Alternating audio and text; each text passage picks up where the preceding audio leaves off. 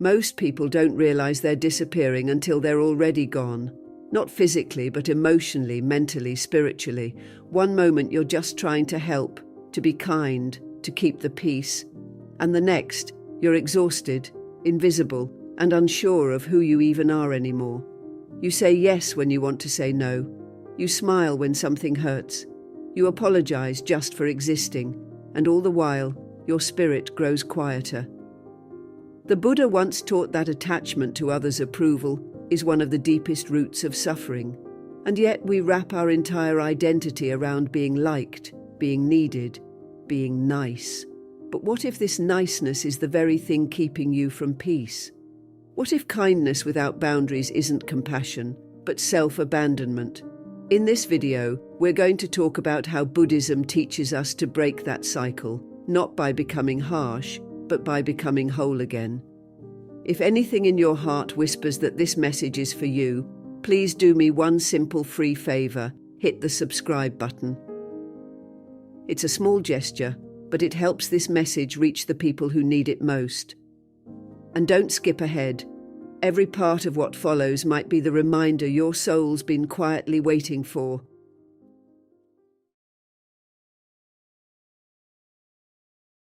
There's a kind of tiredness that doesn't come from lack of sleep. It comes from constantly trying to be what everyone else wants you to be. It's the quiet exhaustion of always adjusting yourself to fit in, to be accepted, to avoid making waves. You go out of your way to keep people comfortable, even when it costs you your peace. You say yes when your whole body wants to say no. You make yourself small just to make others feel big. And deep down there's a fear, one that you might not talk about, but it lingers. The fear that if you stop pleasing people, you'll be left behind, unloved, unwanted. This isn't just behavior, it's a deeply rooted emotional survival pattern. For many of us, people-pleasing began in childhood. Maybe you grew up in an environment where love had conditions, where you were praised only when you were agreeable, or punished for expressing anger, sadness, or boundaries. Over time, you learned that being easy to be around was the safest way to receive attention, affection, or even just to avoid being rejected.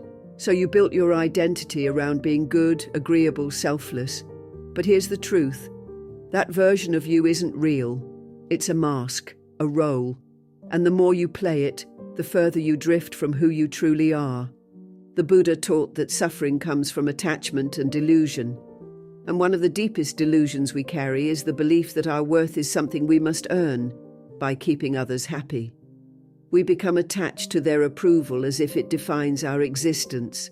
But true freedom, according to the Dhamma, comes not from how others see you, but from seeing yourself clearly. When you live to please others, your mind becomes like a puppet, always reacting to the expectations of the world. You lose your center. You lose your clarity. You lose your authenticity. And here's the irony. The more you try to be everything for everyone, the more disconnected you become from the people who would actually love you for who you are. People can sense when you're being inauthentic, even if it's wrapped in kindness. They may enjoy the convenience of your self-sacrifice, but they won't truly respect it. And over time, resentment builds. You begin to feel unseen, taken for granted, and emotionally drained. This isn't compassion, this isn't love, it's a quiet betrayal of your own spirit. Let's pause here, because this is important. The Buddha never said we must stop being kind. He said we must stop clinging to roles, clinging to expectations, clinging to the illusion that we must earn our right to be here. Real kindness arises naturally when the mind is free. It isn't forced. It doesn't seek approval. It flows from a place of inner peace and self-respect. That's the kind of kindness that heals, both ourselves and others. But you can't reach that kind of peace until you face the truth about why you've been people-pleasing in the first place. You are not here to be everyone's solution. You are not here to be the background character in other people's lives. Your purpose goes beyond pleasing. And the moment you stop trying to be perfect for others, something beautiful happens. You begin to uncover who you are beneath the roles, the one who doesn't need to be agreeable to be lovable, the one who can say no and still be worthy, the one who can disappoint others and still be whole?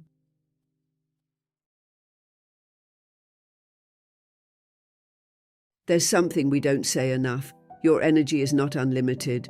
It's not something to be handed out like candy to anyone who asks. It's not your job to carry every burden, to soothe every wound, or to be the emotional anchor for everyone around you. But if you've been conditioned to believe that love equals sacrifice, it's easy to mistake exhaustion for virtue. The Buddha taught that balance is the key to freedom, not in extreme giving or extreme detachment, but in the middle way.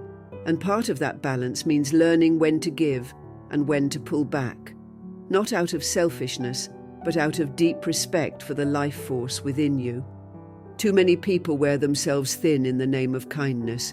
They take every call, answer every message, show up for everyone else, while silently falling apart inside. And the truth is, no one is coming to rescue you from that burnout. If you keep waiting for someone to notice how drained you are, you'll wait forever. Because the more you give without boundaries, the more others expect. It's not cruelty, it's human nature. The Buddha warned us that craving, whether for things, attention, or people, leads to suffering. And when we give from a place of depletion, we feed that craving in others and ourselves. We teach people to expect from us what we're not even giving ourselves: care, rest, space. One of the hardest but most liberating truths is this: your energy is yours to protect. That means learning to say no without guilt. That means not explaining every decision. That means letting people feel disappointed without rushing to fix it, because you can be kind and still have limits. In fact, the kindest thing you can do for yourself and everyone around you is to show up from a place of wholeness, not resentment. The Buddha didn't teach us to become martyrs. He taught us to become free. And you can't be free if you're constantly entangled in the emotional weight of everyone else's lives. Think about how often you've abandoned your own needs to make someone else comfortable. How often you've stayed in conversations that drained you, environments that dimmed you, or relationships that slowly wore away your joy. And why? Because you didn't want to seem rude, because you thought walking away meant giving up. But walking away doesn't mean failure, it means wisdom. It means honoring what your spirit is telling you. This doesn't feel right, this doesn't nourish me, this is costing me more than I can afford. That kind of awareness is powerful. That's the kind of strength the Buddha pointed to when he spoke about mindfulness. Not just being aware of the breath or the body, but being deeply aware of the energy we give and the company we keep. Sometimes protecting your energy will look like solitude. Sometimes it will look like silence. Sometimes it will look like disappointing people who thought they could always count on you, even when it cost you everything, and that's okay. Because you are not here to be everything for everyone. You are here to walk your path with clarity, with presence, and with peace. And peace does not live in a body that's constantly overwhelmed. Peace comes when you say, I matter too.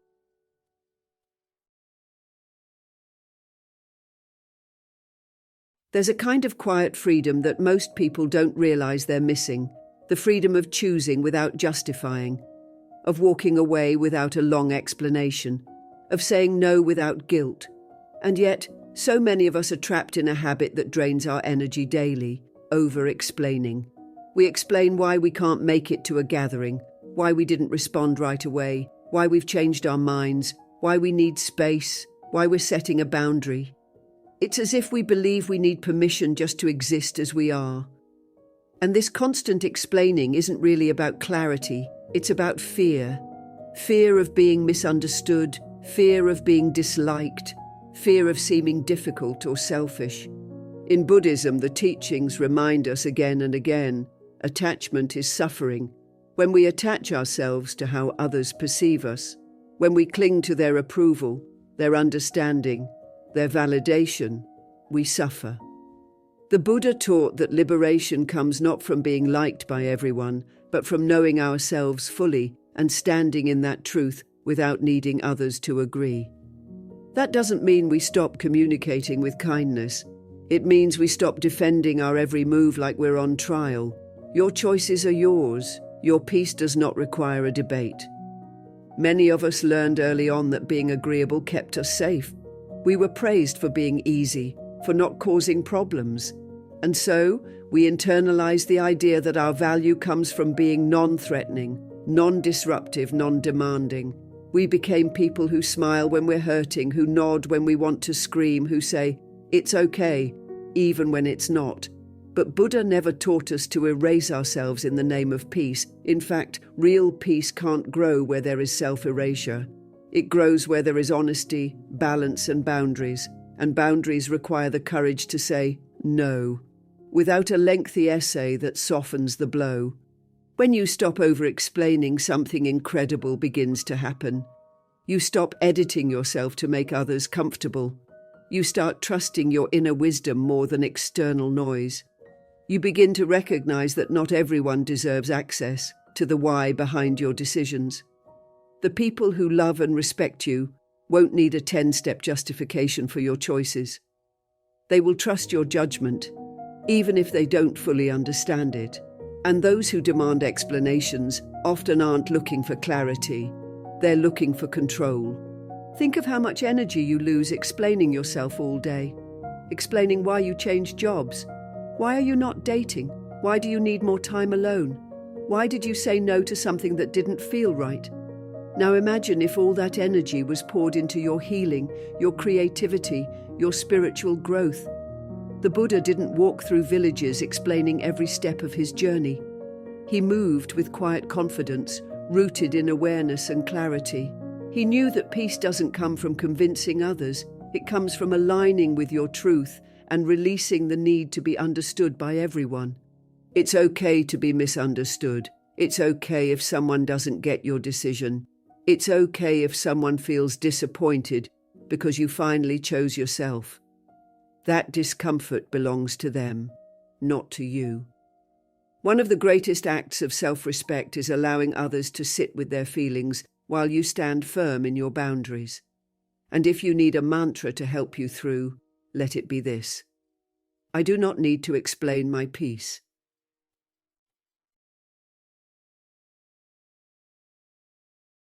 There's a quiet kind of suffering that comes from constantly measuring your worth by someone else's approval. You walk into a room and immediately start scanning. Are they happy with me? Did I say the right thing? Did I disappoint anyone? It's exhausting, isn't it? Living like your existence needs to be validated by a nod, a smile, a compliment, or even just the absence of criticism. The Buddha taught that craving, especially the craving for praise and recognition, is one of the poisons of the mind. And yet so many of us have been conditioned to believe that being accepted is the same as being loved, and that being liked is the same as being safe. But let's be honest, even when you bend over backwards to please everyone, someone will still be unhappy. Someone will still misunderstand your intentions, misinterpret your silence, or twist your kindness into weakness. That's not a reflection of you, that's a reflection of their own projections. The more we try to be everything to everyone, the more we lose ourselves. We become a version of ourselves that is carefully crafted, filtered, and diluted. Not authentic, but performative. The Buddha encouraged us to walk the path of truth, not the truth that pleases others, but the truth that brings us peace. Because peace never comes from pretending. It's a strange realization when it finally hits you. The people who truly love you, who respect you, they don't need you to perform. They don't need you to constantly say yes. They don't need you to mold yourself to their expectations. They love your essence, your values, your spirit. Everyone else, let them go. Let them be uncomfortable. Let them disapprove. Their approval was never your purpose, and it was never your responsibility. When we stop chasing the need to be liked, something powerful begins to happen. We stop hesitating. We stop apologizing for things that don't require apologies. We begin speaking from the heart instead of rehearsing our words in fear. We start to breathe more freely because we're no longer carrying the weight of 1,000 unspoken expectations. The Buddha said, "It is better to live your own destiny imperfectly than to live an imitation of somebody else's life with perfection." That truth stings at first, but it liberates you. This path isn't about becoming cold or distant. It's not about rejecting everyone or closing your heart. In fact, it's the opposite. It's about opening your heart to yourself. It's about realizing that your compassion must include you too, that your needs, your voice, your peace matter just as much as anyone else's. And when you no longer need to be liked by everyone, you begin to show up as your most honest, grounded self. That's when the right people find you. That's when real connection forms, not from performance, but from presence. You will lose some people along the way, especially the ones who only liked the version of you that was convenient for them. And that will hurt. But the people who remain, those are your people. They're not with you because of what you do for them. They're with you because of who you are. And there's nothing more sacred than being seen in your truth and loved anyway.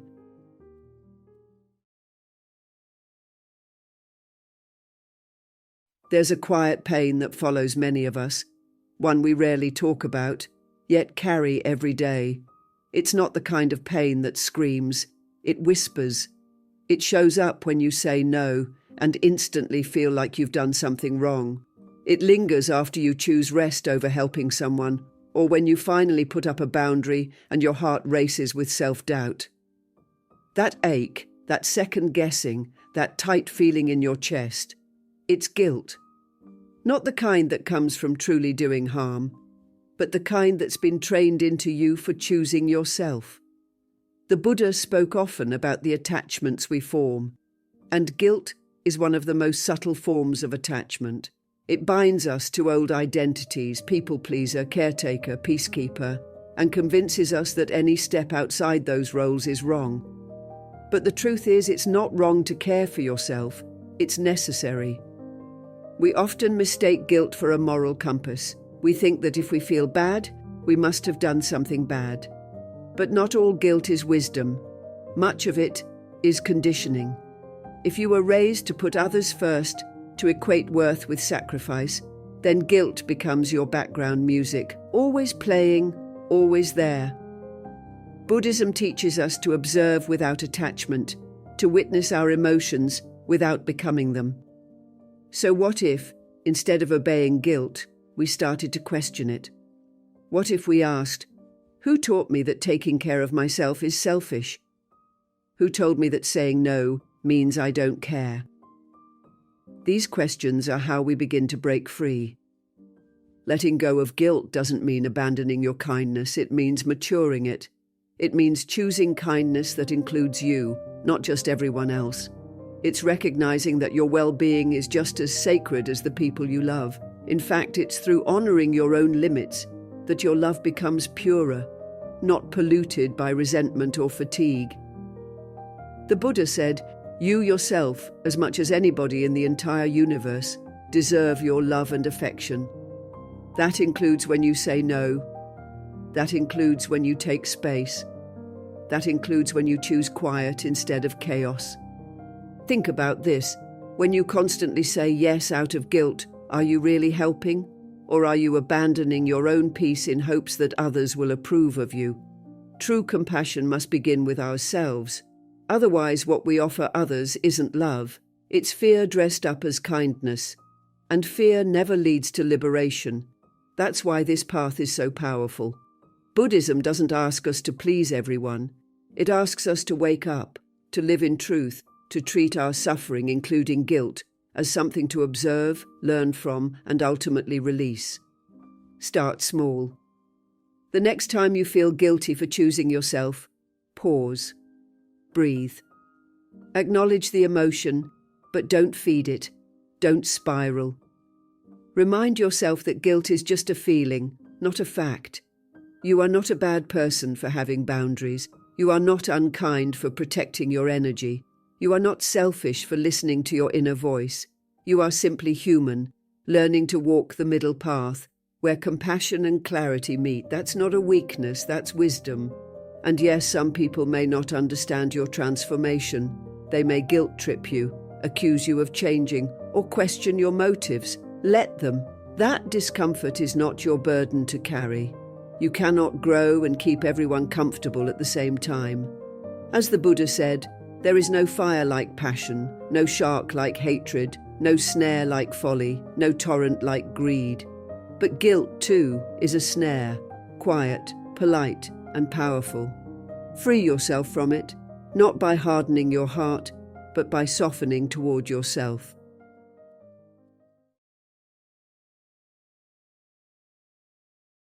There comes a moment, quiet and heavy, when you realize that constantly giving, constantly agreeing, and constantly pleasing everyone around you has cost you something you didn't even notice slipping away: your inner peace.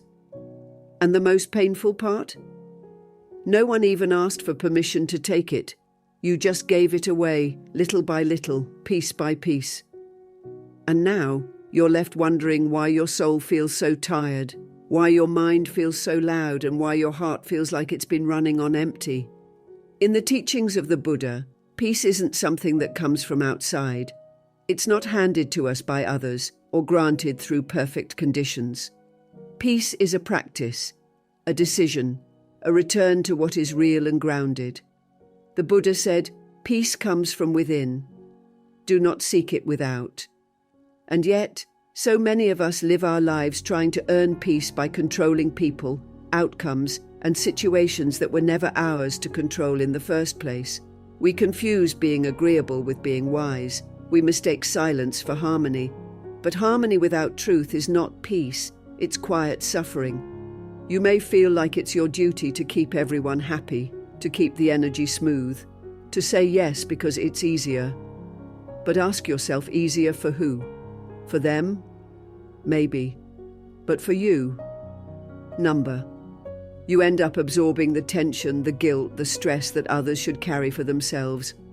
Buddhism teaches the importance of mindfulness, not just of our breath or thoughts, but of how we use our energy. If you're constantly leaking energy in the form of forced niceness, there's nothing left for what truly matters. Kindness must be paired with wisdom, otherwise it's just a slow erosion of self. And here's what's even more important to understand. Protecting your peace doesn't make you selfish, it makes you conscious. It means you're finally listening to your own needs, your own limits, your own boundaries. The Buddha never asked us to be martyrs. He never taught that self-sacrifice at the expense of our well-being is a virtue. Instead, he showed us the middle path, a way of living that honors both others and ourselves. True compassion includes you too. You cannot be a source of light for others if your own flame is constantly being smothered. When you start choosing your peace, you might notice something unsettling. People may push back. They may call you distant or cold or not who you used to be, but that's okay. That discomfort is part of the shedding. The people who benefited from your self-neglect won't celebrate your growth, at least not at first. But you're not growing for them. You're growing for you. And eventually, the right people will find you. People who respect your boundaries, who don't expect you to bend until you break. Choosing peace also means being okay with not fixing everything. Not every situation requires your involvement. Not every conflict needs your input. Sometimes, silence is the most powerful boundary. Buddhism teaches us that clinging creates suffering, and that includes clinging to roles, to responsibilities, to being the nice one all the time. You can let go of that identity. You can reclaim the space you need to breathe, to reflect, to simply be. You are allowed to rest. You are allowed to walk away. You are allowed to say no without guilt. That doesn't make you unkind. That makes you whole. And when you operate from a place of wholeness, your kindness becomes more genuine, more rooted, more powerful. It's not performative. It's real.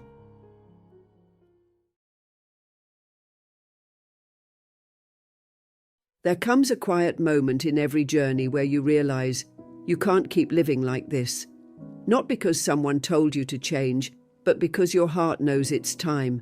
The exhaustion, the constant emotional labor, the ache of always being available to others while no one really sees you. It builds up. And then one day, it cracks. That moment isn't weakness, it's your awakening. It's the seed of transformation. In Buddhism, there's a teaching that says suffering is not the end, it's the doorway. And when you finally see your pain clearly, when you stop numbing it or rationalizing it, that's when something sacred begins. That's when you begin. The Buddha didn't promise a life without struggle. He promised a path out of suffering, a path rooted in awareness, right action, and inner peace. But to walk that path, we have to see ourselves honestly. And sometimes the hardest thing to admit is that we've been betraying ourselves in the name of kindness, that we've mistaken people-pleasing for compassion, that we've let our fear of being unloved keep us stuck in roles that drain us. But here's the truth: you can be kind and still say no. You can be loving and still walk away. You can be generous without abandoning yourself. Starting today, you begin learning a new way of being, a way that doesn't rely on being liked to feel worthy, a way that doesn't make your happiness conditional on how useful you are to others. The Buddha spoke about the middle way, a path between extremes, not aggression, not submission, not selfishness, not self-sacrifice, just presence, just the truth. You don't have to swing to the other end and become hardened or bitter. You simply have to come home to your own center, that place inside you that knows when something feels wrong, that place that quietly says, "This isn't fair," or "I deserve better," or "I don't want to keep doing this." This is where your transformation takes root, in those small decisions to listen to yourself. It might feel awkward at first. You might stumble. You might say yes when you meant no. You might second-guess your worth because someone's upset that you're changing. That's okay. This path isn't about perfection. It's about returning. Again and again, the same way we return to the breath in meditation, you return to yourself. Each time you choose truth over appeasement, presence over pretending, you grow stronger. And yes, some people might fall away. Not everyone will understand your journey, but the ones who truly love you, the ones who respect your growth, they'll stay. Or new people will come, people who meet you at your wholeness, not your wounds, people who don't expect you to shrink to make them comfortable. And that, in itself, is a blessing, worth every uncomfortable moment of change. You don't have to keep betraying yourself to keep the peace. The Buddha didn't, and neither should you. Say yes to your own healing. Say yes to your truth. And say yes to a life that honors your soul. Thank you for being here, for choosing this path and for walking it with us. If this message spoke to your heart, there's another video waiting on your screen that will take you deeper. I hope you watch it next time. And thank you truly for being a part of Buddhist journey.